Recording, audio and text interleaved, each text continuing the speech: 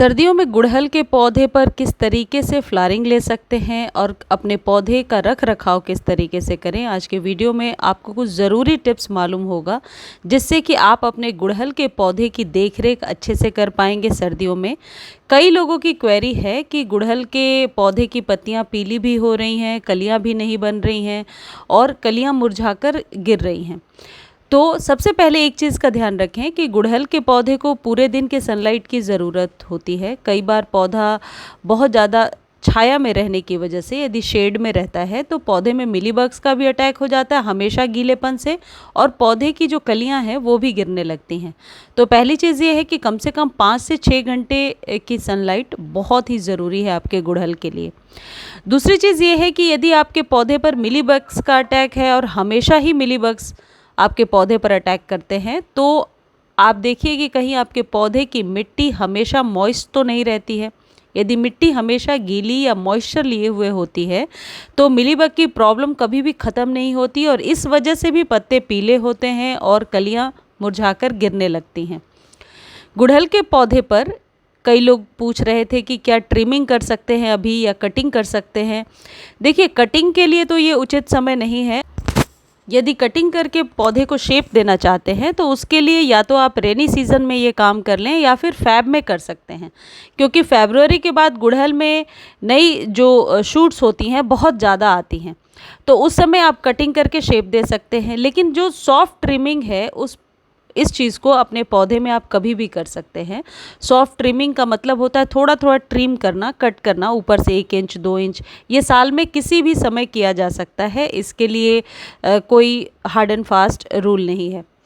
गुड़हल के पौधे पर यदि कलियां बिल्कुल भी नहीं बन रही हैं तो सॉइल में कंपोस्ट की ज़रूरत होती है, खाद की ज़रूरत होती है। गुड़हल एक हैवी फीडर होता है और गुड़हल पर यदि आप फर्टिलाइज़ अच्छे से नहीं करते हैं तो फिर आप गुच्छों में फ्लावरिंग नहीं ले पाते हैं, 1 या 2 फूल खिलते हैं और सर्दियां आने से पहले ही आपका पौधा कुछ इस तरीके से, देखिए जैसे ये कली है बिल्कुल येलोइश हो गई है और ये कली खिलेगी भी नहीं, तो इस तरीके से कलियां होना शुरू हो जाती हैं। गुड़हल के पौधे पर गुड़ाई बहुत ज़्यादा अच्छा असर करता है। गुड़ाई करने से 2-3 चीज़ें जो हैं वो एकदम जड़ से ख़त्म हो जाती हैं। पहली चीज़ ये कि पत्तियां बहुत ज़्यादा पीली हो रही हैं। पत्तियां पीली इसलिए भी होती हैं क्योंकि पौधे की जो मिट्टी है वो बहुत सख्त हो गई है। यदि मिट्टी सख्त होती है तो जो भी आप खाद वगैरह देते हैं या पानी देते हैं बहुत देर तक मॉइस्ट लिए हुए, यानी कि जड़ों के पास मॉइस्चर नहीं रहता, जिस वजह से पत्तियां पीली हो जाती हैं क्योंकि रूट्स हमेशा ड्राई रह जाते हैं। तो गुड़ाई पौधे पर बहुत ज़रूरी है। अब दूसरी चीज़ ये है कि यदि इस तरीके से बिल्कुल नीचे से रूट्स के पास से यदि इस तरीके से पतली पतली ब्रांचेस निकल रही हैं, हालांकि कलियां तो बनती हैं लेकिन रूट्स के पास अच्छे से धूप लगे, इसके लिए बहुत ज़रूरी है कि नीचे से पौधे को थोड़ा खाली कर दीजिए। जैसे मेरे पौधे को आप देख रहे हैं बहुत ही घना हो गया है, ये बहुत ही पुराना पौधा है।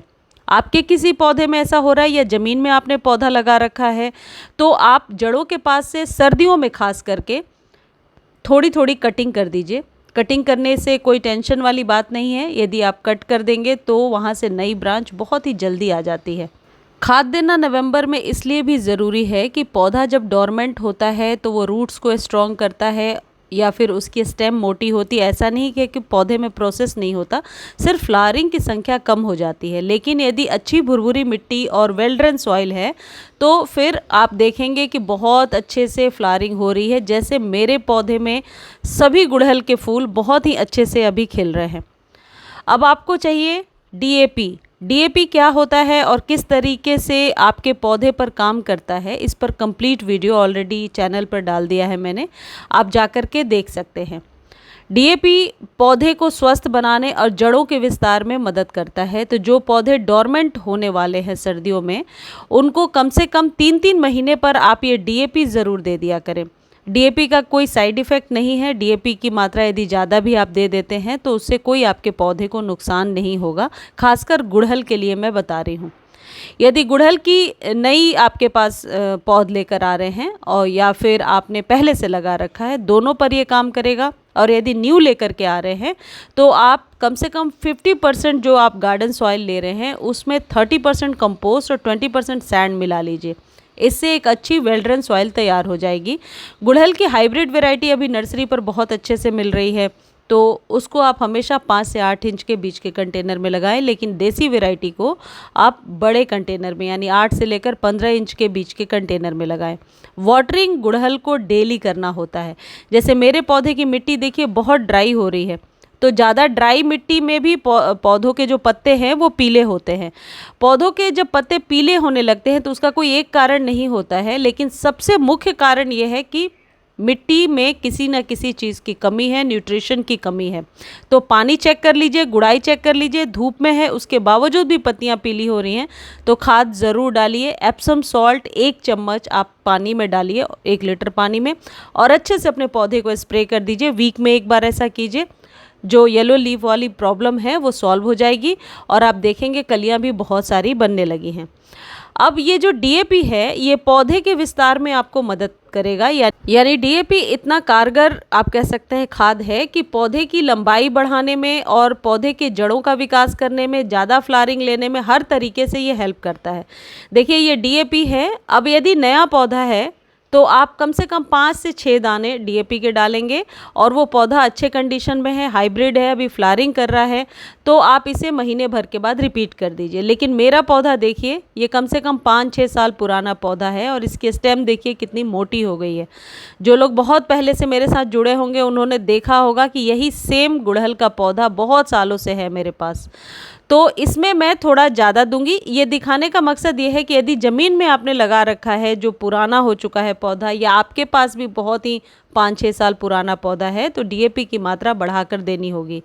डीएपी की मात्रा इस चीज़ पर डिपेंड करती है कि आपके पौधे की ब्रांच कितनी निकली हुई हैं।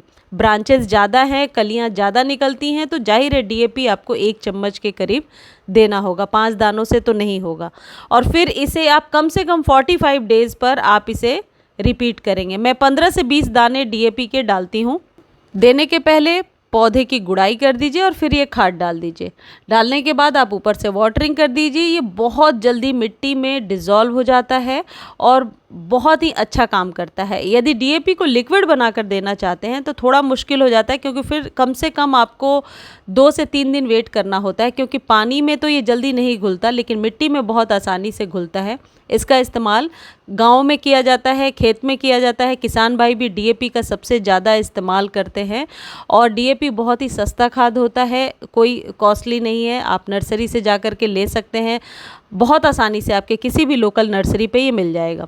डीएपी के इस्तेमाल से पत्ते भी स्वस्थ होते हैं। डीएपी के बहुत सारे फ़ायदे हैं आपके पौधे पर, और मुझे उम्मीद है गुड़हल से जुड़ी हुई जो भी जानकारी मैंने शेयर किया है ये आपके लिए काफ़ी हेल्पफुल होगा। जानकारी अच्छी लगती है तो चैनल को लाइक, शेयर और सब्सक्राइब करना ना भूलें, और इससे रिलेटेड कोई भी क्वेरी है तो आप कमेंट सेक्शन में लिख दें। धन्यवाद।